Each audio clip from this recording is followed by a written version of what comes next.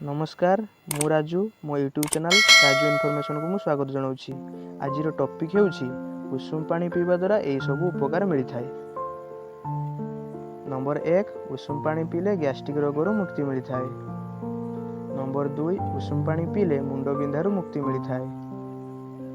Number 3 उषुम पानी शरीर में औषध भली काम करता है। नंबर 4 सकाळु उठी उषुम पानी पीले अनेक रोगर मुक्ति मिले।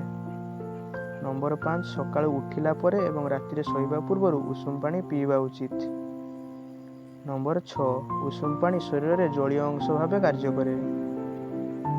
नंबर 7 उषुम पानी हजम प्रक्रिया मध्य सहाय्य करिथाए। नंबर 8 ब्रेन को मध्य सक्रिय करी रखिथाए। नंबर 9 उषुम पानी तापमात्रा 42 रु 50 डिग्री रहिबा दरकार। नंबर 10 उषुम पानी शरीर में ओजन को मध्य कमाई थाए। Yeah.